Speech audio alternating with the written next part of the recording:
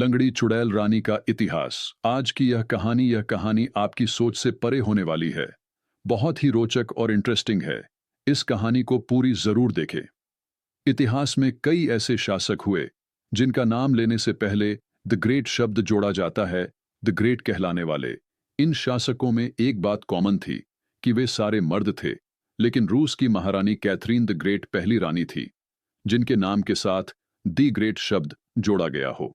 लेकिन क्या आप जानते हैं कि भारत में भी एक ऐसी रानी हुई जिन्हें कैथरीन ऑफ कश्मीर और the great queen of Kashmir जैसे नामों से जाना जाता है। हालांकि पुरुष सत्तात्मक समाज में इन्हें चुड़ैल रानी, बदचलन रानी और लंगड़ी रानी जैसे उपनाम भी दिए गए हैं।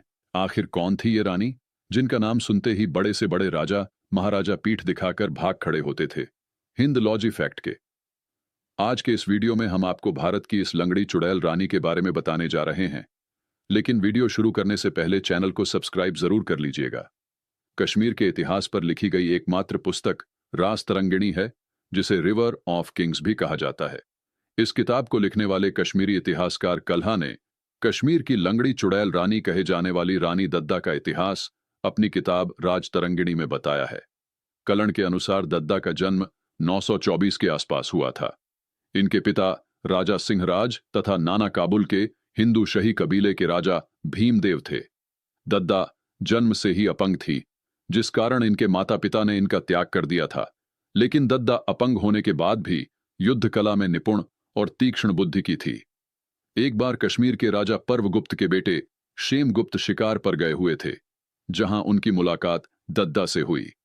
यह दद्दा की खूबसूरती पर फिदा हो गए और अपंग होने के बावजूद भी दद्दा से विवाह कर लिया। इस तरह दद्दा कश्मीर की रानी बन गई। क्षेमगुप्त एक कमजोर राजा थे जो अधिकतर जुए और शिकार में व्यस्त रहते थे। इसके चलते दद्दा को ही कश्मीर का राज्य का संभालना पड़ता था। जल्द ही दद्दा इतनी ताकतवर हो चुकी थी कि भारतीय इतिहास में पहली बार किसी महाराजा के नाम के आगे उनकी महारानी का नाम लिखा जाने लगा। यहां तक कि शाही सिक्के और मोहरे भी दद्दा क्षेम के नाम से छपने लगे थी। लेकिन 7-8 सालों के भीतर ही 958 ईस्वी में महाराजा क्षेमगुप्त की मृत्यु हो गई। उनके कई मंत्रियों ने षड्यंत्र कर दद्दा को सती होने के लिए विवश किया। लेकिन दद्दा ने न सिर्फ इससे इनकार किया, बल्कि अपने बेटे अभिमन्यु गुप्त को गद्दी पर बैठाकर खुद राजमाता बन गई और कश्मीर का शासन चलाने लगी। इससे कश्मीर के अन्य मंत्री और सरदार बेहद नाखुश हो गए। उनका मानना था कि एक औरत हम पर शासन कैसे कर सकती है। लेकिन जिद्दा ने सभी विद्रोही सरदारों और मंत्रियों को बुरी तरह कुचल दिया। कई बार इन विद्रोही मंत्रियों और सरदारों ने अन्य राजाओं के साथ मिलकर दद्दा पर आक्रमण भी किया, लेकिन हर बार दद्दा ने अपनी कुशल रणनीति से इन सबको परास्त कर दिया। साल 972 ईस्वी में दद्दा के बेटे महाराजा अभिमन्यु गुप्त भी चल बसे, लेकिन दिका शासन चलता रहा। दद्दा ने अपने पोते भीमगुप्त को गद्दी पर बैठाया और दोबारा शासन की बागडोर अपने हाथों में ले ली।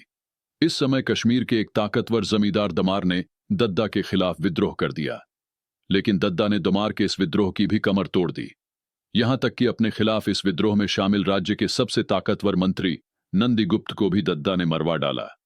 कल्लड़ लिखते हैं कि जब दद्दा के पोतों ने उन्हें राजगद्दी से हटाकर खुद राजा बनना चाहा, तो दद्दा ने अपने 3 पोतों की भी हत्या करवा दी थी, जिसके बाद अन्य राजा और विद्रोही मंत्री दद्दा का नाम सुनते ही कांपने लगते थे। दद्दा को युद्ध में नहीं हरा पाने के कारण और अपनी मर्दानगी बचाने के लिए दद्दा से हारे हुए राजाओं ने इन्हें चुड़ैल रानी कहना शुरू कर दिया, जिसके बाद इतिहास में दद्दा का नाम चुड़ैल रानी हो गया। दद्दा ने अपनी गद्दी बचाने के लिए वह सभी पैठ आजमाए जो उस वक्त कोई पुरुष शासक जरूर आजमा आता, लेकिन औरत होने के कारण दद्दा को महान नहीं बल्कि चुड़ैल और बदचलन रानी जैसे नाम दिए गए। वह भी तब जब दद्दा के शासन में कश्मीर ने खूब तरक्की की। दद्दा ने अपने बेटे और पति की याद में कश्मीर में 64 मंदिर भी बनवाए। शिवनगर में उनके द्वारा बनाया गया शिव मंदिर आज भी स्थित है, जिसे दद्दामर और दिता मठ के नाम से जाना जाता है। दद्दा ने 23 वर्षों तक कश्मीर में एक छत्र राज्य किया। इनके शासनकाल में कोई भी कश्मीर को जीत न सका।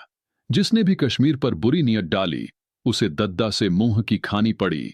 दद्दा the warrior queen of Kashmir के लेखक आशीष कौल अपनी किताब में लिखते हैं कि भारत के कई राजा महाराजाओं को हराने वाला आक्रमणकारी महमूद गजनबी भी दद्दा के सामने टिक ना सका। दद्दा ने गजनबी को एक नहीं बल्कि दो दो बार हराया था। 1003 ईस्वी तक कश्मीर में राज करने के बाद दद्दा की मृत्यु हो गई। अंत में इन्होंने कश्मीर की गद्दी अपने भांजे संग्राम राज को सौंप दी थी। अब आखिर में एक बात और, साल 2021 में अभिनेत्री कंगना रनौत ने घोषणा की थी कि वह जल्द ही दद्दा के जीवन पर एक फिल्म बनाएंगी। दद्दा की मृत्यु पर कलण ने अपनी पुस्तक राज तरंगी में लिखा है कि वह लंगड़ी रानी, जिससे किसी को एक कदम पार करने की उम्मीद न थी, उसने तमाम विरोध को ऐसे लांग डाला जैसे कभी हनुमान ने समुद्र लांगा था। यह रोचक वीडियो कैसा लगा? अगर आपको यह वीडियो पसंद आया तो वीडियो को लाइक, शेयर और चैनल को सब्सक्राइब जरूर कर लीजिएगा और बेल आइकन नोटिफिकेशन को ऑन कर लीजिए ताकि जब वीडियो अपलोड हो आप तक सबसे पहले पहुंच सके। जय श्री राम। धन्यवाद।